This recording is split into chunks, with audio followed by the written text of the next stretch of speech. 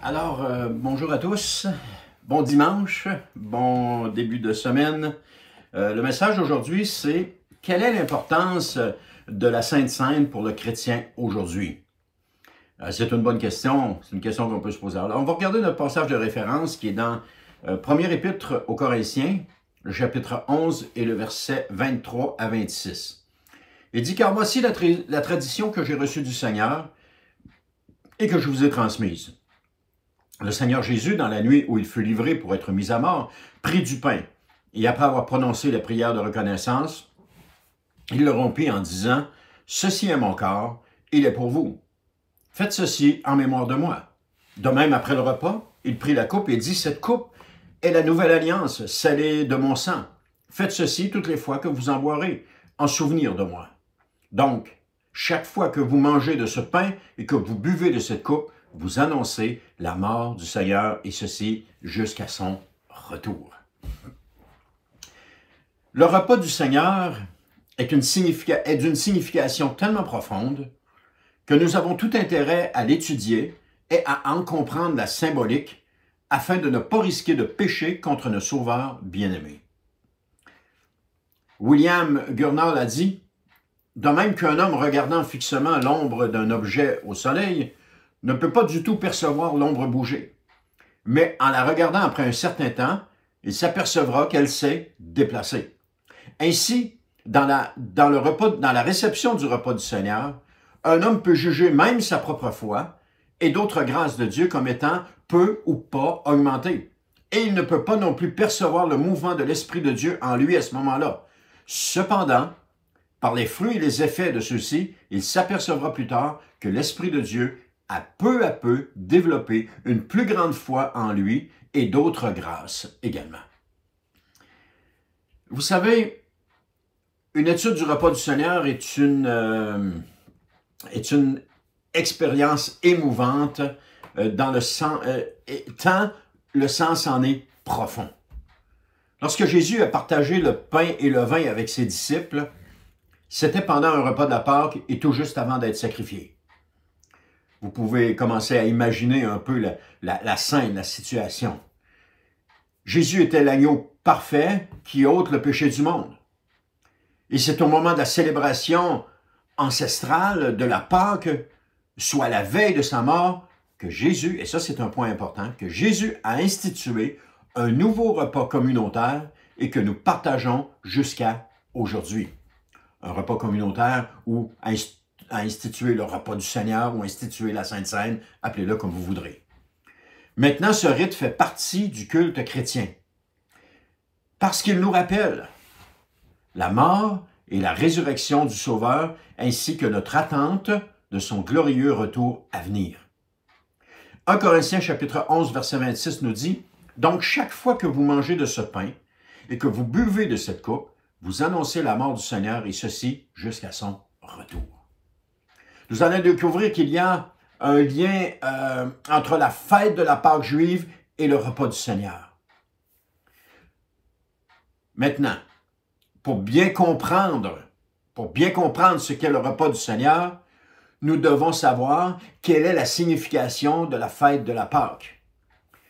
Parce que la Pâque était la principale fête du calendrier religieux juif. Celle-ci commémorait la dernière plaie d'Égypte, c'est-à-dire lorsque les premiers-nés des Égyptiens sont morts et que les Israélites ont été épargnés parce qu'ils ont mis badigeonné, disons-le comme ça, du sang d'un animal qui avait été sacrifié, du sang d'un agneau sur les linteaux de leur porte. Et lorsque l'ange de la mort passait, qu'il voyait le sang, il n'entrait pas dans la maison pour tuer l'aîné ou le plus vieux, le premier-né dans cette famille-là. Donc les Israélites ont été épargnés. Et par la suite, ils ont fait cuire et manger l'agneau avec des pains sans levain. Il y a toute une signification ici, là. Parce que Jésus, qui est l'agneau de Dieu, a été offert en sacrifice. Comme cet agneau était offert en sacrifice pour épargner les Juifs ou les Hébreux d'une mort certaine. Son sang versé a la même signification que dans Exode, soit de nous protéger de la mort éternelle.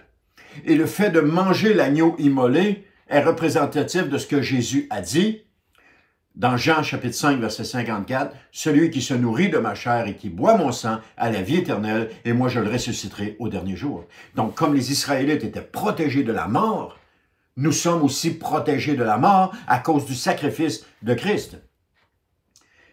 Maintenant, la chair de Jésus est représentée par le pain. Dans Jean chapitre 6, verset 51, il nous dit, « C'est moi qui suis le pain vivant descendu du ciel. Si quelqu'un mange de ce pain-là, il vivra éternellement, et le pain que je donnerai pour que le monde vive, c'est mon propre corps. » Le but de manger des pains sans levain était que les Juifs se souviennent de leur sortie d'Égypte. Nous savons que le levain, nous savons tous que le levain représente la corruption. Parce qu'un peu de levain ajouté à la pâte fait lever toute la pâte. Donc, le levain représente la corruption. Mais Jésus, le pain venu du ciel, n'a jamais péché. Et c'est pour ça qu'ils ont mangé du pain sans levain. Le pain sans levain. L'agneau sacrifié pour Jésus est le pain donné par le Père, le pain du ciel, qui est sans levain, qui est sans corruption, qui est sans péché.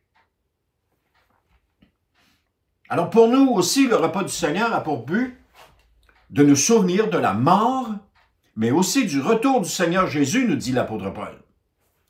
Ainsi, Dieu a ordonné aux Juifs, aux Hébreux, de célébrer la Pâque de génération en génération. De la même manière, Jésus nous a ordonné de célébrer le repas du Seigneur jusqu'à son retour. Donc, cela afin de ne pas oublier qu'un jour, nous avons été délivrés de l'esclavage du péché par le Seigneur Jésus lui-même. Et que bientôt, il reviendra nous prendre avec lui. La façon dont le Seigneur s'y est pris, mais aussi, non, je veux juste rajouter un point avant, c'est que, comment c'était, nous avons été délivrés de l'esclavage. Oh, puis c'est bon, j'ai perdu mon idée. Alors, la façon dont le Seigneur s'y est pris pour instaurer le repas du Seigneur aux chrétiens, et c'est vraiment exceptionnel. Et portez votre attention ici parce que c'est vraiment important. Il a imbriqué le repas du Seigneur avec la fête de la Pâque. Il a imbriqué ça ensemble pour nous démontrer que le repas du Seigneur pris par les chrétiens aujourd'hui était aussi important que la Pâque célébrée par les Juifs à l'époque. Et que ça avait une signification tout aussi importante. Dans Luc, chapitre 22, le verset 14 à 20, ça dit, « Quand ce fut l'heure, Jésus se mit à table avec les apôtres. Il leur dit, « J'ai vivement désiré célébrer cette Pâque avec vous avant de souffrir. En effet, je vous le déclare, je ne la mangerai plus jusqu'au jour où tout ce qu'elle signifie sera accompli dans le royaume de Dieu. » Qu'est-ce qu'elle signifiait? La mort et le sacrifice de Christ pour le péché. Puis il prit une coupe, prononça la prière de reconnaissance et dit, « Prenez cette coupe et partagez-la entre vous. » Au verset 18, il dit, « Car je vous le déclare, dorénavant je ne boirai plus du fruit de la vigne jusqu'à ce que le royaume de Dieu soit établi. » Ensuite, il prit du pain, remercia Dieu, le partagea en morceaux, qu'il leur donna en disant, « Ceci est mon corps qui est donné pour vous. Faites cela en souvenir de moi. » Et au verset 20, après le repas, il fit de même pour la coupe en disant, « Ceci est la coupe de la nouvelle alliance conclue par mon sang qui va être versée pour vous. » Alors nous voyons que pendant le repas, Jésus a pris du pain et qu'il l'a partagé et distribué à ses disciples. La chose importante qui suit, c'est après le repas, il a partagé le vin et le pain. Donc ce que Jésus a fait, il a imbriqué le repas du Seigneur avec la Pâque pour qu'ensuite, après la mort de Jésus, c'est le repas du Seigneur qui devient la fête principale pour le peuple de Dieu. Donc, avant la venue de Jésus, c'est la fête juive de la Pâque qui est célébrée. Elle est là, elle est célébrée. Lorsque Jésus vient, il prend le repas du Seigneur, il l'imbrique avec la fête de la Pâque afin qu'il ne soit pas dissocié, mais qu'il nous démontre que c'est une le même type de célébration qu'on devrait avoir. Il l'a imbriqué ensemble pour que ça devienne, comme j'ai dit tantôt, la fête principale pour le peuple de Dieu jusqu'à ce que Jésus revienne. Voilà la signification du repas du Seigneur. Avant d'étudier cela, pardon, avant d'étudier cela, je ne me rendais pas compte de l'importance de ce rite pour le chrétien aujourd'hui. Ainsi, le repas du Seigneur pour le chrétien est tout aussi important que la Pâque pour les Juifs. Mais une chose importante que je dois vous mentionner.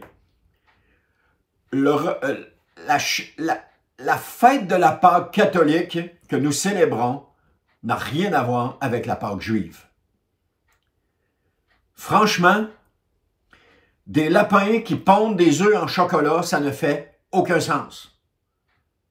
C'est une insulte au sacrifice du Seigneur Jésus.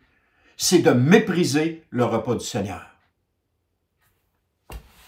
Finalement, Matthieu 26:30 nous dit, après le repas, qui a partagé le pain et le vin, après la célébration de la Pâque, après l'instauration du repas du Seigneur, ils ont chanté les psaumes de la Pâque, ils ont donc conclu le repas de la Pâque en chantant les psaumes de la Pâque. Et Jésus, le soir même, a été arrêté, le lendemain, il est crucifié. On trouve, et c'est ça qui est extraordinaire lorsqu'on regarde le repas du Seigneur, comment le Seigneur a instauré cela. Il ne nous est pas demandé de continuer de fêter la Pâque juive, parce que la Pâque juive annonçait le sacrifice de Jésus. Donc, avec le sacrifice de Jésus, on n'a plus besoin de célébrer la Pâque juive. Ce qu'on a besoin, ce que Jésus nous a demandé, c'est de célébrer le repas du Seigneur en souvenir de ce qu'il a fait et jusqu'à ce qu'il vienne. Parce qu'à un moment donné, ça va prendre fin. Lorsqu'il va venir, le repas du Seigneur va prendre fin. Mais en attendant, on doit le faire. On va le voir un petit peu plus loin parce que c'est un mémorial que le Seigneur a instauré. Maintenant, un autre point que je veux vous parler, c'est où trouve-t-on les récits du repas du Seigneur dans les évangiles? On le retrouve dans Matthieu au chapitre 26, on le retrouve dans Marc au chapitre 14, dans Luc au chapitre 22 et dans Jean au chapitre 13. Et ça nous montre quelque chose de très significatif. Parce que ce soit les 4 évangiles qui parlent de ce moment nous démontrent toute l'importance de cette célébration. Lorsqu'un évangile rapporte un fait, c'est bien. Lorsque 2 en parlent, ça devient un peu plus important. Lorsque 3 en parlent, on doit le considérer, mais lorsque les 4 en parlent, ça nous démontre que le Saint-Esprit a vraiment voulu mettre l'emphase sur cette célébration du repas du Seigneur. Parce que les 4 évangiles en parlent. Est-ce qu'on trouve la mention du repas du Seigneur ailleurs que dans les évangiles? Effectivement. Entre autres, un exemple, l'apôtre Paul a écrit à ce sujet dans 1 Corinthiens, chapitre 11, des versets 23 à 29, avec une précision qui ne se retrouve pas dans les évangiles. D'ailleurs, il n'y a pas juste une précision, il y en a 2, je pense.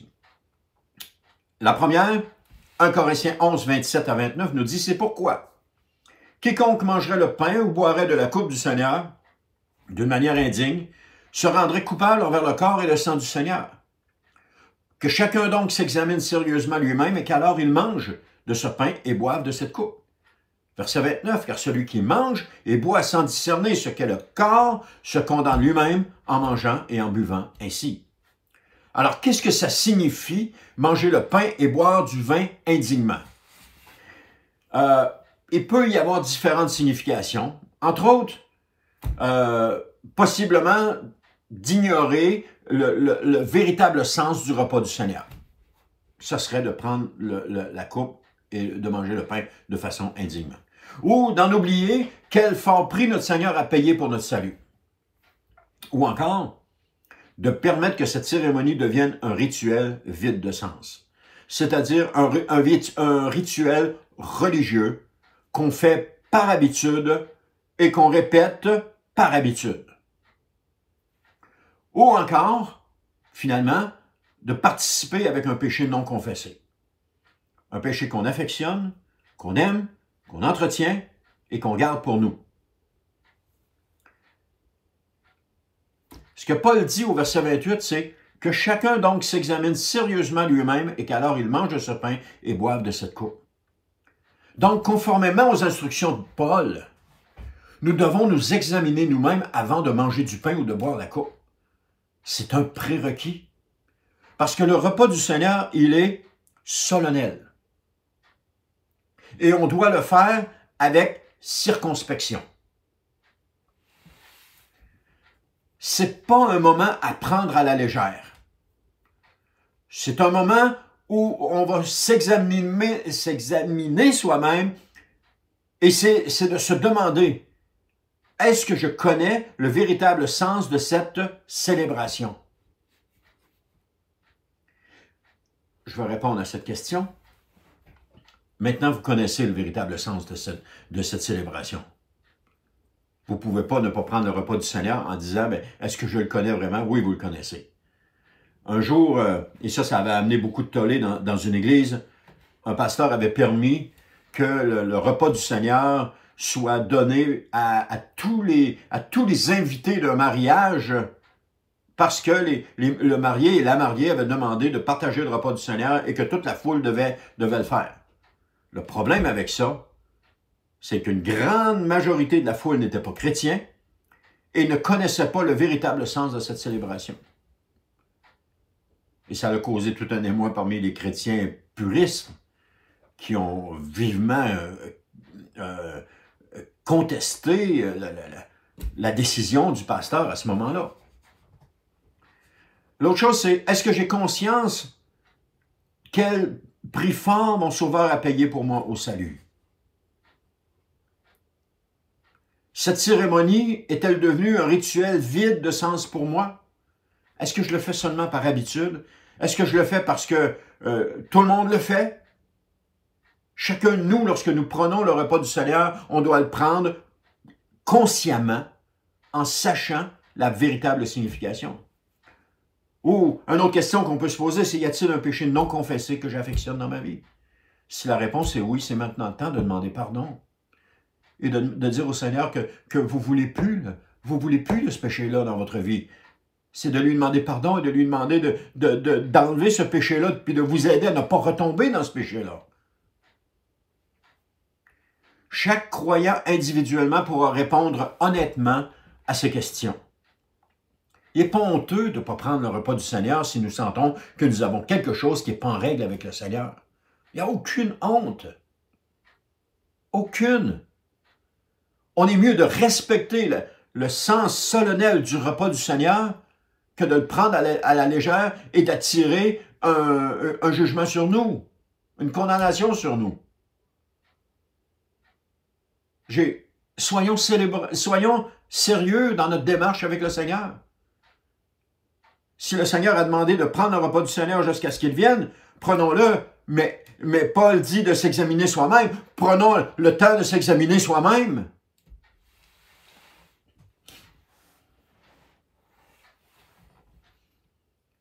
Un autre passage, c'est 1 Corinthiens chapitre 11, verset 26, nous dit « Donc, chaque fois que vous mangez de ce pain et que vous buvez de cette coupe, vous annoncez la mort du Seigneur, et ceci jusqu'à son retour. » Alors, ce que nous pouvons constater, tout comme la fête de Pâques juive, qui était limitée dans le temps, c'est-à-dire jusqu'à la première venue de Jésus, cette cérémonie du repas du Seigneur est donc aussi limitée dans le temps et prendra fin au retour du Seigneur. La première célébration de la Pâque a pris fin lors de la venue de Jésus et la deuxième prendra fin lors du retour du Seigneur. Maintenant, le repas du Seigneur, un autre point ici qui est important, le repas du Seigneur, et c'est un dernier point, est un mémorial. Et qu'est-ce qu'un mémorial? Lorsque les Israélites ont traversé, je vous donne un exemple, lorsque les Israélites ont traversé le Jourdain, Dieu leur a demandé de prendre dans le milieu du Jourdain, alors que les eaux s'étaient ouvertes pour laisser passer le peuple, de prendre 12 pierres, une pour chaque tribu, et de les ériger afin d'en faire un mémorial. Et il nous dit dans Josué chapitre 4, le verset 7, il dit « Ces pierres servent d'un mémorial rappelant pour toujours aux Israélites que les eaux du Jourdain ont été coupées en deux. » Donc, le but d'ériger un tel monument était que les hommes puissent se souvenir. Parce que vous savez, la mémoire est une faculté qui oublie, et on oublie rapidement. Mais lorsque les gens ont fait ce mémorial-là, lorsque les jeunes enfants arrivaient sur le mémorial, ils disaient « Père, qu'est-ce que ça veut dire ces pierres-là? » Ces pierres-là, ça signifie telle chose. C'était un souvenir. On en trouve d'autres aussi qui n'ont pas été demandés par Dieu, mais que les hommes ont fait par eux-mêmes, afin de se souvenir d'un événement important. Maintenant, la Sainte Seine ou le repas du Seigneur est un mémorial, un monument de souvenir. Toutes les fois que vous ferez ceci, faites-le en souvenir de moi. C'est un monument de souvenir. Non pas un monument construit avec des pierres, mais avec le pain et le vin. Un monument spirituel. Et nous découvrons comment, nous découvrons comment Jésus s'est servi de ces deux éléments les plus significatifs comme des symboles de son corps et de son sang. Et qu'il en a fait un monument à sa mort et à son retour. Comme j'ai dit, non pas gravé dans le marbre, ou gravé dans le bronze, ou moulé dans le bronze, mais fait de pain et de vin. Et c'est pour cela que nous prenons le pain et le vin. Parce que c'est un mémorial, pour nous souvenir de la mort du Seigneur Jésus et de son retour prochain. En conclusion, Jésus a dit que le pain représentait son corps brisé. Non pas ses os brisés, mais son corps brisé. Lorsqu'il a pris le pain et qu'il l'a brisé, ça signifiait que son corps allait être brisé. Parce que la parole de Dieu nous dit qu'aucun de ses os a été brisé, mais son corps a été vraiment maltraité. C'est dans Jean 19, 36 qu'il nous dit qu'aucun de ses os ne sera brisé. Mais son corps a été fouetté, martyrisé au plus haut point. Il était à peine reconnaissable, tellement il était amoché. Maintenant, ça vaut la peine qu'on prenne le temps de lire les deux derniers passages que je vous propose. Ils nous démontrent quel fort prix notre Sauveur a payé pour que nous soyons sauvés. Dans le psaume 22, versets 12 à 17, il dit « Ne reste pas loin de moi, car le danger est proche. » C'est un psaume messianique où est-ce que Jésus s'adresse à son Père. « Il n'y a personne qui vienne pour m'aider. De nombreux taureaux m'environnent, ces fortes bêtes du Basan sont tout autour de moi. Ils ouvrent largement leur gueule contre moi. Ils sont comme un lion qui rugit et déchire. Je suis comme une eau qui s'écoule et tous mes os sont disloqués. Mon cœur est pareil à la cire, on dirait qu'il se fond en moi. Ma gorge est desséchée comme un tesson d'argile. Ma langue colle à mon palais. Tu me fais retourner à la poussière de la mort. Les hordes de chiens m'environnent. La meute des méchants m'assaille. Ils ont percé mes mains et mes pieds. Dans Ésaïe 53, les versets 4 à 7 nous dit « Pourtant en vérité », en parlant de Jésus encore une fois, « Pourtant en vérité, ce sont nos maladies qu'il s'est chargé, et ce sont nos souffrances qu'il a prises sur lui, alors que nous pensions que Dieu l'avait puni, frappé et humilié. C'est pour nos péchés qu'il a été percé, c'est pour nos fautes qu'il a été brisé, le châtiment qui nous donne la paix est retombé sur lui, et c'est par ses blessures que nous sommes guéris, ou que nous sommes sauvés. Nous étions tous errants, pareils à des brebis, chacun de nous allait par son propre chemin. L'Éternel a fait retomber sur lui la faute de nous tous. On l'a frappé et il s'est humilié. Il n'a pas dit un mot, semblable à un agneau, mené à l'abattoir. Tout comme une brebis muette devant ceux qui l'attendent, il n'a pas dit un mot. C'est un prix énorme que notre Sauveur a payé pour que nous puissions aujourd'hui avoir le privilège de posséder la vie éternelle. Et il ne faut pas oublier ça. Et la façon de ne pas oublier ça, c'est le repas du Seigneur, qui nous rappelle à toutes les fois que nous le prenons, le sacrifice et la mort du Seigneur Jésus. Et qui nous rappelle aussi son retour prochain, parce que Jésus revient bientôt. Vous trouvez que ça va mal dans le monde? Mettez votre espérance en Jésus. Le vin représente son sang, qui est la mort terrible qu'il allait bientôt subir après le repas de la Pâque. Et le pain représente son corps brisé. Lui, le Fils parfait de Dieu, a accompli les innombrables prophéties de l'Ancien Testament concernant la venue d'un Rédempteur. En disant « Faites ceci en mémoire de moi », il indiquait que cette cérémonie devrait se poursuivre à l'avenir et que la Pâque, au cours de laquelle on sacrifiait un agneau en préfiguration de l'agneau de Dieu, qui ôterait le péché du monde, trouvait son accomplissement en elle. Jésus est l'agneau de Dieu qui ôte le péché du monde, nous disait Jean-Baptiste. Et la nouvelle alliance a remplacé l'ancienne quand Christ, l'agneau pascal, a été crucifié. À partir de ce moment, nous dit Hébreux 9, le système sacrificiel n'était plus nécessaire. Parce que le sacrifice parfait, unique, une fois pour toutes, pour le péché, a été accompli en la personne du Seigneur Jésus. Maintenant, le repas du Seigneur, tel un mémorial, nous rappelle ce que Christ a fait pour nous en célébrant ce que nous recevons grâce à son sacrifice. Amen. Je vous remercie d'avoir écouté ce message. Je vous remercie de vous être rendu jusque-là. Que Dieu vous bénisse, qu'il vous accompagne et qu'il vous remplisse de sa grâce. Amen.